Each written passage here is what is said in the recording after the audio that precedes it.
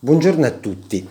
Oggi parliamo della richiesta di guarigione da utilizzare con il circuito 1. In realtà questa richiesta di guarigione è stata una delle primissime richieste che ho preparato e viene utilizzata già da un paio d'anni. Da quando ancora non esisteva il circuito 1, esistevano i suoi due precursori, il circuito sfera gialla e il circuito sfera gialla grande, dai quali poi appunto è nato il circuito 1. Intanto è una richiesta che in questi 2 anni ha permesso di ottenere molto spesso ottimi risultati. Però la cosa interessante di questa richiesta è che può essere utilizzata tranquillamente anche da persone che non praticano la radiestesia, e questo è sicuramente un vantaggio molto grosso. Dunque, iniziamo subito col fare un esempio. Si scriverà la richiesta su un cartoncino di carta, si posizionerà sulla sfera gialla grande e guardando il rimanente scoperto della sfera gialla grande si leggerà la richiesta a voce alta: guarigione completa e definitiva dei disturbi ginecologici di Griselda Ferzani e di tutte le cause, anche emotive, di questi suoi disturbi ginecologici. Grazie, grazie, grazie.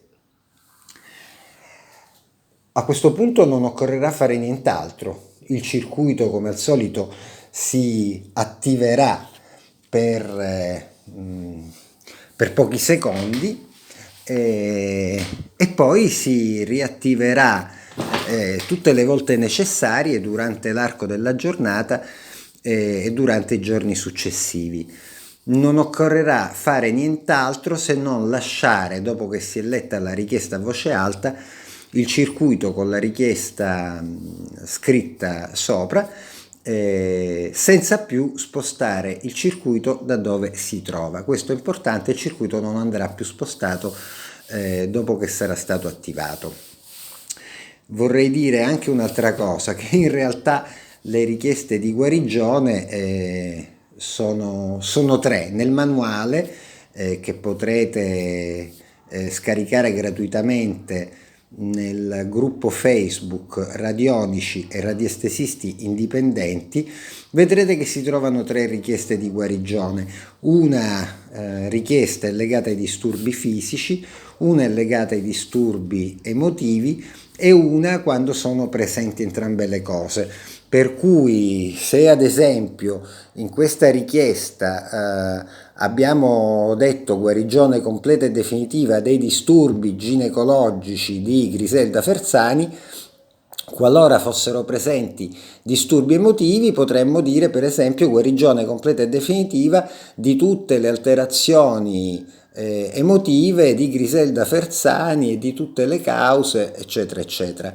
Oppure potremmo specificare quelle che sono le emozioni negative presenti, ad esempio guarigione completa e definitiva della rabbia e della paura di Griselda Ferzani e di tutte le cause che determinano questa rabbia e questa paura. Grazie, grazie, grazie.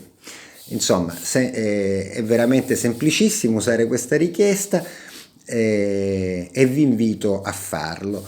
Bene, la prossima volta parleremo di un metodo che è molto interessante, probabilmente dovremo suddividerlo in diversi video e inizieremo quindi a parlare del metodo del quarzo. Buona giornata a tutti.